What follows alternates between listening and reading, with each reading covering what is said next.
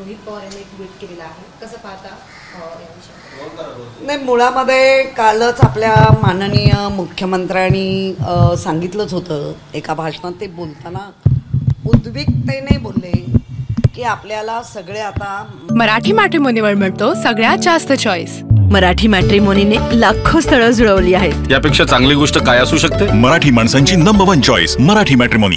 या आमदारांना माज आलाय अशा शब्दात बाहेर बोलताय असं मुख्यमंत्र्यांनी सांगितलं. म्हणजे मुख्यमंत्र्यांच्या लक्षात आलंय खरंच आमदारांना माज आलाय. आता तो कशाचा आलाय माज? तर तो सत्तेचा, बत्तेचा, पैशाचा आलाय. असं नव्हे की एखाद्या शेतकऱ्याची गरिबी बघितली आणि ह्याचा माज उतरलाय, असं नाही होत आहे.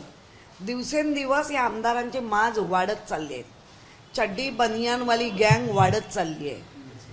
ज्या पद्धतीने हम फट स्वा म्हणणारे अजित पवार बोलत असताना त्यांच्या मागून बरोबर जर ती सुपारी होती, म्हणजे इतके वेडे समजलात का मग या महाराष्ट्राचा अर्ध महाराष्ट्र तर तंबाखूमध्ये उत्पादित करण्यामध्ये तंबाखू आहे.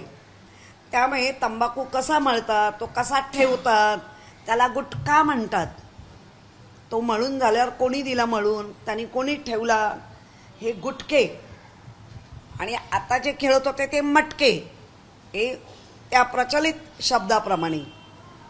आणि आता आले ते पबजी, बाकी काय रमी, याच्यात जे काय पैसे मिळवतात, इतकी तुम्हाला लागली टिंब की भरलेल्या सभागृहात, उच्च सभागृहात विचारवंतांनी आपापला ठसा उमटून गेलेल्या सभागृहात तुमच्यासारखा बौद्धिक कुठेतरी घाण नेऊन ठेवलेले आमदार असं जर वागत असतील तर काय म्हणावं याला?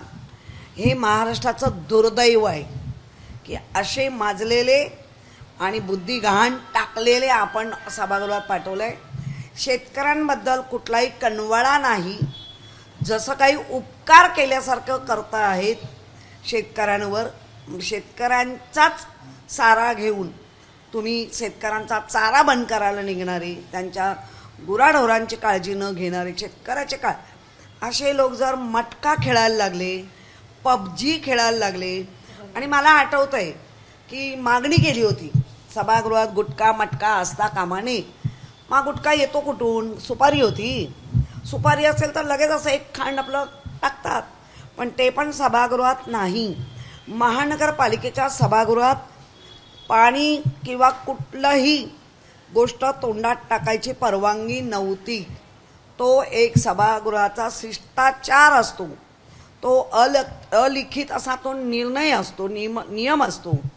पण ह्यांचे निर्णय तर लांबच राहिले, पण नियमच धाब्यावर बसवायला लागले. आणि ह्याच्या आधी कोणीतरी म्हटलं होतं धाब्यावरचे पत्रकार, म्हणजे पत्रकारांना पण आता त्यांनी शिल्लक नाही ठेवत आहेत, कारण त्यांना माहिती असतं हे सगळं पत्रकार नोंद करतायत. पण ते धाब्यावरचे नेऊन बसवलेले म्हटल्यावर काय बोलणार? तेव्हाही त्यांचं काय वाकडं झालं नाही, मटका खाताना गुटखा खाताना झालं नाही, चड्डी बनियांचं काय वाकडं होत नाही, रबर लावून ठेवलेले पैशांमध्ये कपडे होते. एवढं महाराष्ट्राला बनवा बनवी या आमदारांच्या माध्यमातून होते. या बनवा बनवीचा लोक आता तिरस्कार करायला लागले. सूटबूट घालणारे एक कृषी मंत्री माणिकराव कोकाटे त्यांनी सत्तेचं सूट घालून जबाबदारीचं वस्त्र फेकून दिलं असं म्हणते. जबाबदारीचं वस्त्र नव्हे, आपल्या सभागृहाची संस्कृती आणि संस्काराचं वस्त्र हरण केलंय.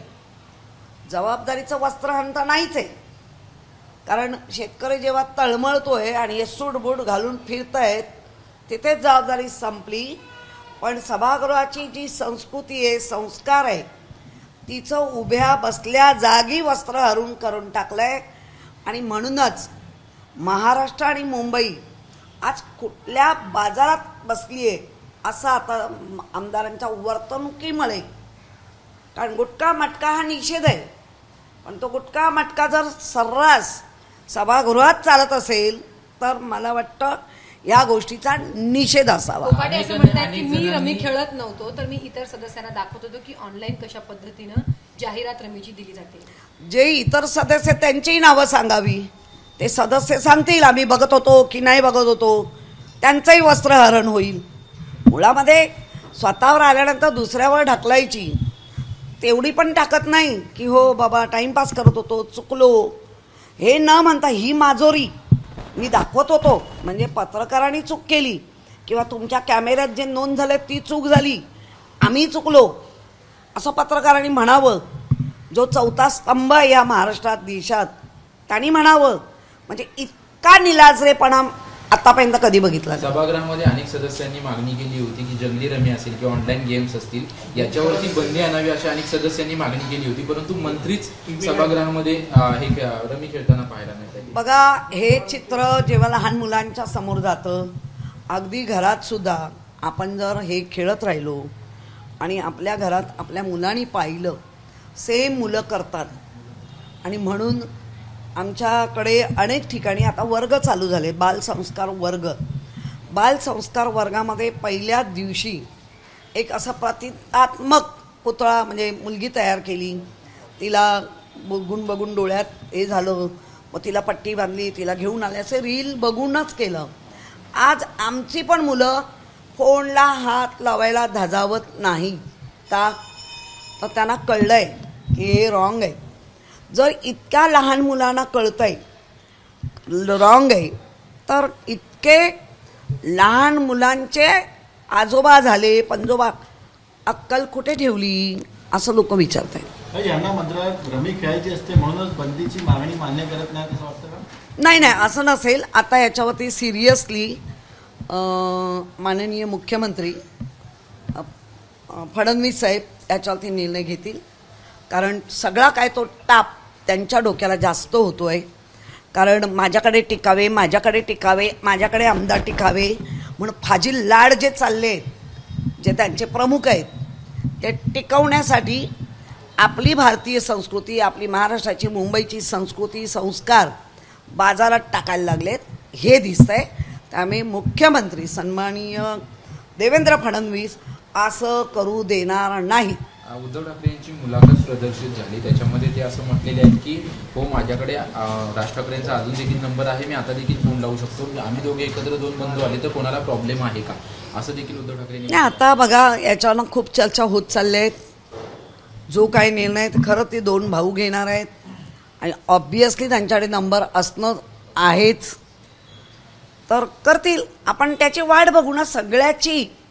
जे 2019 नंतर धुमसत होतं सगळ्यांना माहिती होतं, पण काय धुमसत होतं ते 22ला बाहेर आलंच की. 2012 धुमसत होतं, फक्त त्यांना मिळत नव्हती वाट. 12 गेली, 14 गेली, 19 गेली, पण 22ला केलं. काल आदित्य ठाकरे आणि फडणवीस एका हॉटेलमध्ये होते. भेट झाली की नाही याबाबत आदित्य ठाकरेंनी प्रतिक्रिया दिली नाही किंवा त्यांनी नाकारलं नाही, परंतु जाता जाता ते बोलून गेले की आमच्या दोघांच्या भेटीच्या बातम्या चालल्या, परंतु एक व्यक्ती नक्की गावाला जाईल असं वाटतं. अशा प्रकारचं आदित्य ठाकरे म्हणाले. कसं बघताय याकडे? काही नाही बघत. लहान मूल चिडलं, रडलं कुठे जातं हे सगळ्यांना आता कळलेलं आहे. त्यामुळे काय त्याच्यावर बोलायचं. एबीपी माझा, उघडा डोळे बघा नीट.